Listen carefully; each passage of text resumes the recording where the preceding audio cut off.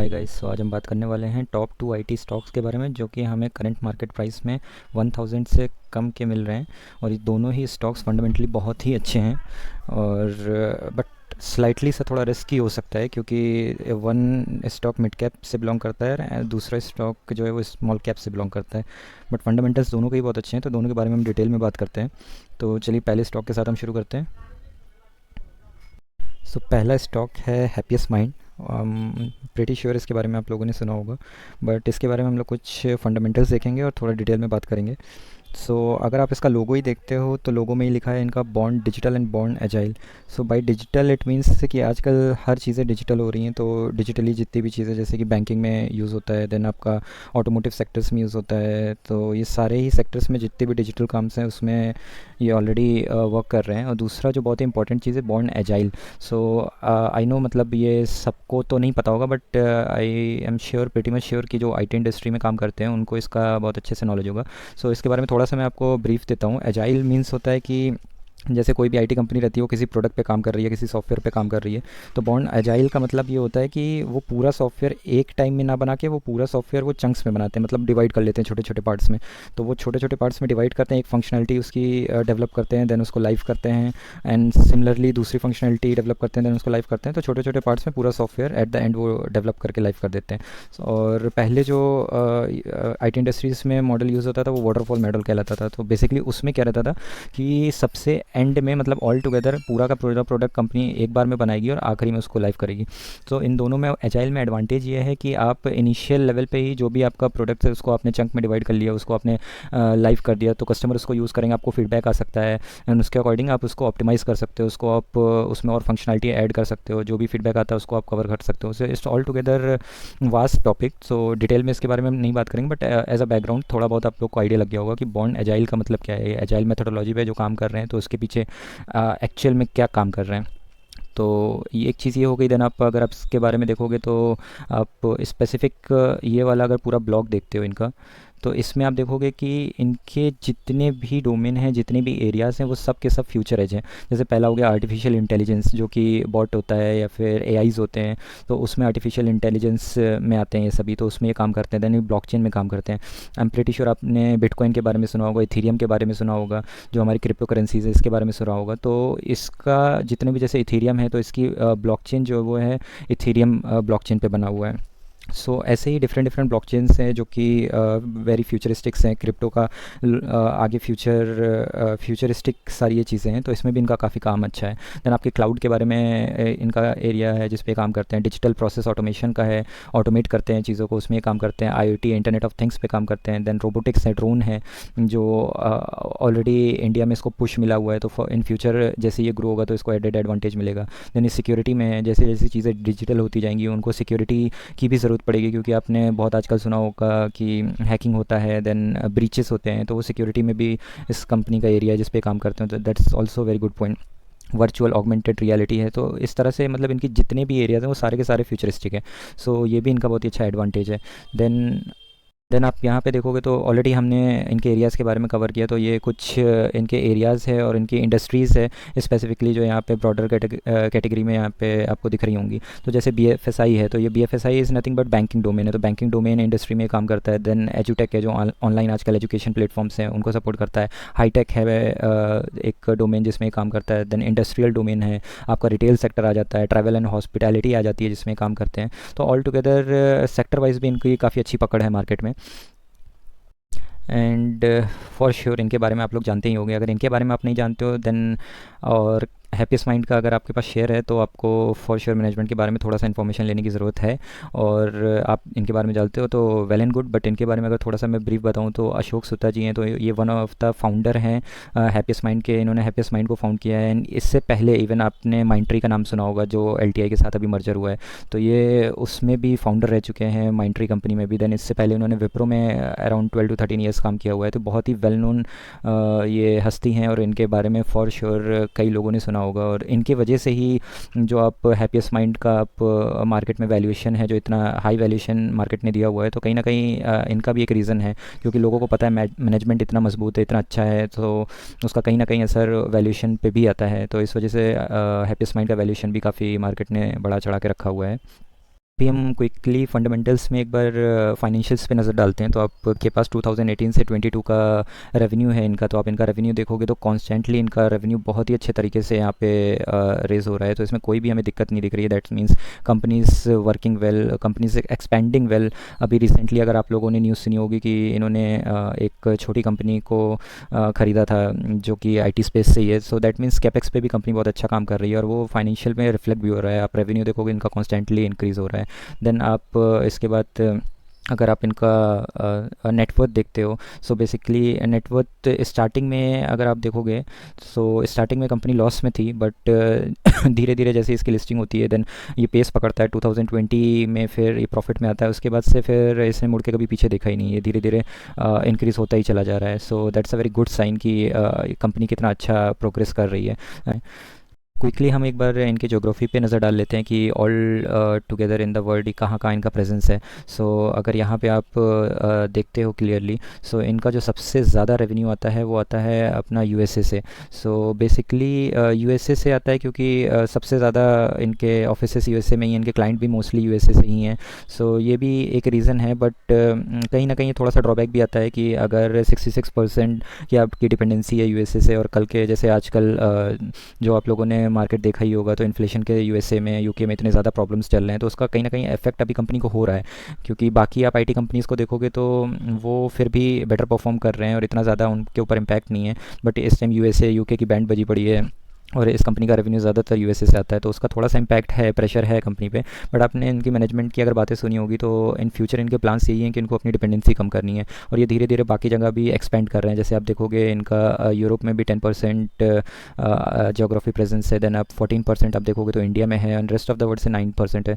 तो मैनेजमेंट काफ़ी एक्सपीरियंस है और मैनेजमेंट काफ़ी रिलायबल भी है, तो वो जो कहते हैं फॉर श्योर वो करके दिखाते हैं। और इस वजह से हम आगे देखते हैं, जैसे उन्होंने कहा है धीरे धीरे उनको अपनी डिपेंडेंसी कम करनी है, तो आई होप सो कि वो बाकी जगह भी अपना एक्सपेंशन करेंगे।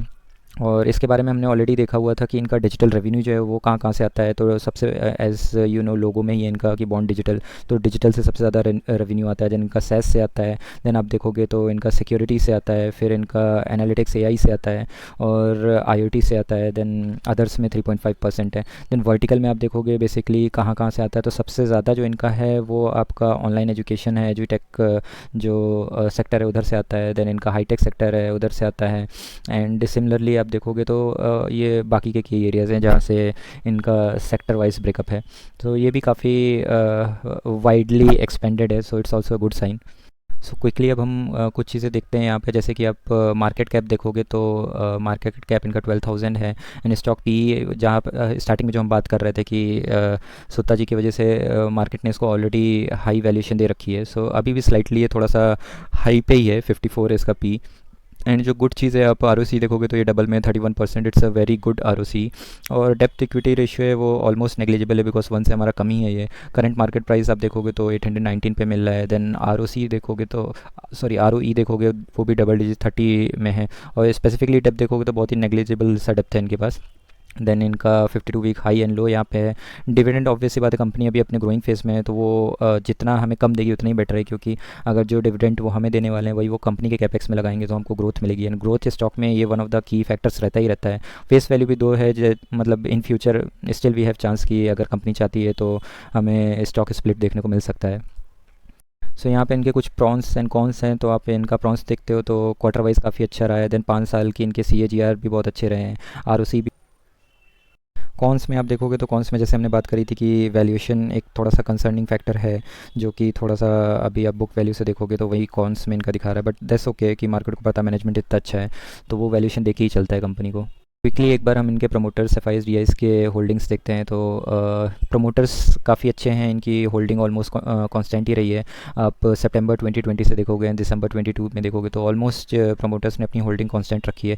देन आप FIs को देखोगे तो अभी सेलिंग प्रेशर है FIs की वजह से, क्यों ऑब्वियस सी बात है जो इन्फ्लेशन चल रहा है US UK में, तो वहाँ से प्रेशर कहीं ना कहीं रिफ्लेक्ट हो ही रहा है। But the good thing is DIs को आप देखोगे तो इवन डोमेस्टिक में भी यहाँ पे थोड़ा सा इन्होंने अपना ट्रिम किया हुआ है। पहले इनका काफ़ी अच्छा होल्डिंग्स दिख रही थी, लेकिन अभी इन्होंने ट्रिम किया है, बट दैट्स ओके, क्योंकि डीआईएस के पास भी ये इन्वेस्टर्स को अपने दिखाना होता है कि उनको ग्रोथ मिल रही है कि नहीं। तो ये शॉर्ट टाइम है, जैसे ही ये कंपनी वापस से अपने प्लेटफॉर्म पे आएगी, वापस से अच्छा परफॉर्म करना शुरू करेगी, तो DIIs FIS both will going two by this stock, को कहीं जाने वाले नहीं हैं।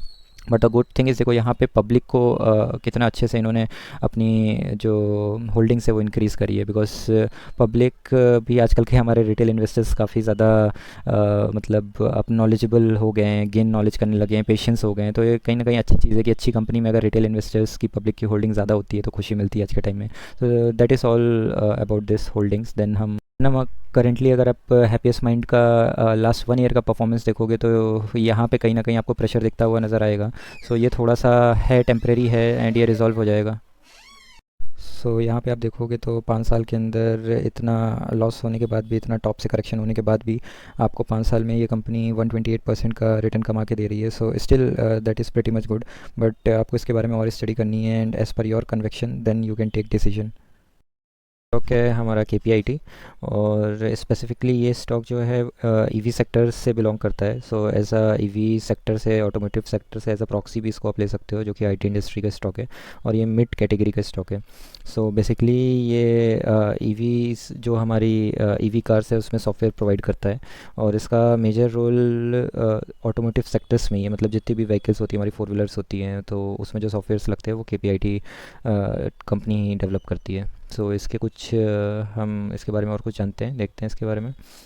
सो आप अगर इसके की नंबर्स देखोगे तो ये आपको स्क्रीन पे विजिबल हो जाएंगे। सो ऑलरेडी मतलब इनका 25 प्लस इनोवेशन अवार्ड्स मिले इनको, 25 डिफरेंट नेशनलिटीज़ में ये कंपनी है। देन इन्हें 51 पेटेंट करा रखा है, और इनकी सबसे अच्छी चीज़ है आप यहाँ पे देखोगे तो इनका 10+ मिलियन व्हीकल्स हैं जिसमें KPIT सॉफ्टवेयर करेंटली इनेबल्ड है।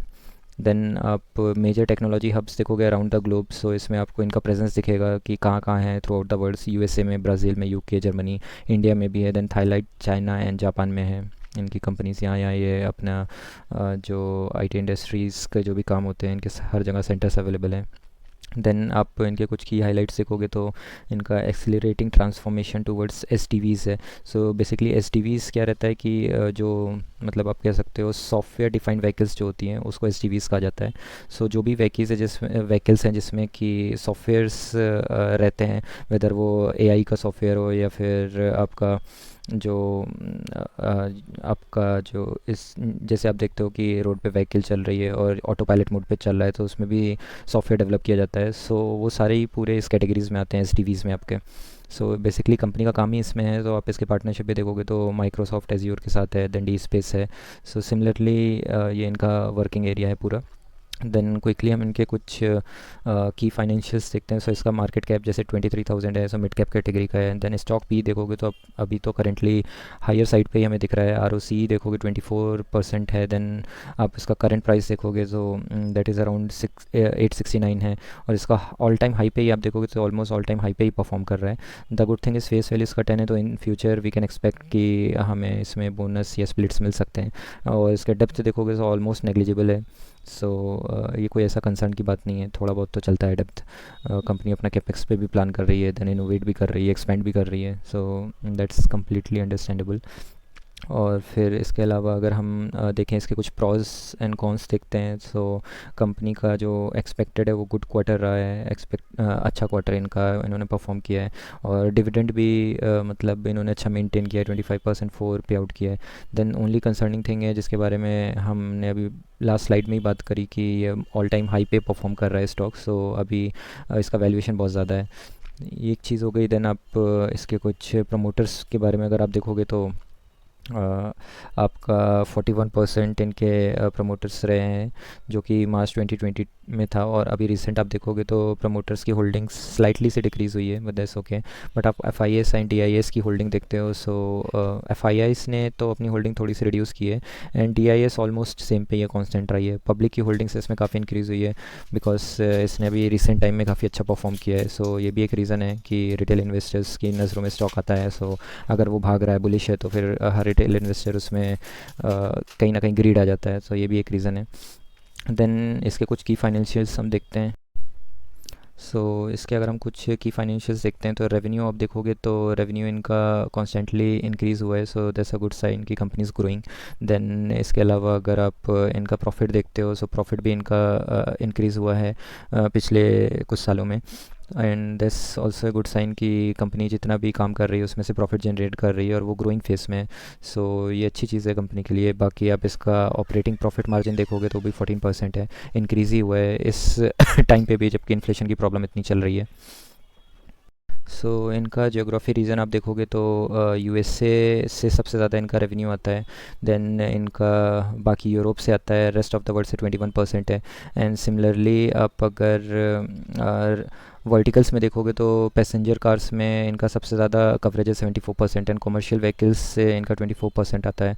इसके अलावा अगर आप प्रैक्टिसेस देखोगे जिसमें ये परफॉर्म करते हैं, कहाँ कहाँ इनका एरिया है जिसमें व्हीकल्स में इनका डिवाइड है। सो पावर ट्रेन में, सो बेसिकली पावर ट्रेन क्या रहता है कि जब आपका इंजन जो पावर जनरेट करता है तो उस पावर को व्हील तक जो पहुंचाता है वो पावर ट्रेन का काम होता है। तो उसमें इनका 37% एरिया है। देन आप एडास की बात करो, so ADAS basically advance driver assistance system रहता है। सो इसमें क्या रहता है कि आपका, जैसे आपने देखा होगा कि कार जो है वो ऑटो मोड पे चल रही है या इवन ड्राइवर चला रहा है और उसको उसने नज़र नहीं ध्यान नहीं दिया, इन दैट केस सॉफ्टवेयर इतना एडवांस रहता है कि ब्रेकिंग सिस्टम ऑलरेडी वो इनेबल करके रखता है कि आपका कोई भी एक्सीडेंट होने वाला है और ड्राइवर का ध्यान नहीं गया, सो वो एडवांस मैकेनिज्म होता है जिसके चलते व्हीकल खुद ही स्टॉप हो जाती है, ब्रेकिंग सिस्टम इनेबल्ड हो जाता है। सो दैट काइंड ऑफ जो एरिया होता है उसमें भी इनका 19% कवरेज है। देन कनेक्टेड व्हीकल में 11% है, अदर्स में 33% है। सो लास्ट साल का आप इनका परफॉर्मेंस देखोगे तो दिस इज़ द रीज़न जिसके वजह से कहीं ना कहीं रिटेल इन्वेस्टर की होल्डिंग्स और इंक्रीज़ हुई है, बिकॉज लास्ट 2 सालों में हमारा मार्केट ऑलरेडी काइंड ऑफ आप कह सकते हो कि सेमी जोन में वर्क कर रहा है। बट अगर आप इसका लास्ट साल का परफॉर्मेंस देखोगे तो ऑलमोस्ट 50% इसने रिटर्न कमा के दिया है। करेंटली 46.84% है, so that's very good in this मतलब बियरिश काइंड ऑफ माहौल में भी इसने आउट परफॉर्म किया है। एंड अगर आप इसका 5 साल का रिटर्न्स देखोगे तो बाप रे बाप, मतलब इसने 5 सालों में इन्वेस्टर्स का पैसा 8 गुना किया है। So that's very catchy. और कहीं ना कहीं ये भी एक रीज़न है जिसकी वजह से रिटेल इन्वेस्टर का पार्टिसिपेशन इसमें काफ़ी ज़्यादा हुआ है। बट एट दिस मोमेंट अभी इसमें इन्वेस्ट करना it's not very good thing, क्योंकि अभी ये ऑल टाइम हाई पे परफॉर्म कर रहा है। और बट आप इसको अपने लिस्ट में रखो, ट्रैक करते रहो, जब भी इसमें कोई गिरावट आती है, कोई ख़रीदने का मौका रहता है, देन फॉर श्योर आप इसमें बाइंग अपॉर्चुनिटी देख सकते हो। बट इसके बारे में आप और स्टडी करो, and once your conviction will generate in this company, so आप इसके बारे में देन बाई के सोच सकते हो। सो इसी के साथ हमने दोनों स्टॉक्स कवर किया। और अगर आपके कोई भी कमेंट्स हैं आप हमें इन्फॉर्म करो। और अगर कुछ दूसरे सेक्टर्स में आप स्पेसिफिकली किसी कंपनी के बारे में कोई डिटेल वीडियो चाहते हैं, सो कमेंट इट आउट, उसके में हम R&D करके उस पर कोई वीडियो बनाएंगे as per your comments. And thank you guys, that's it.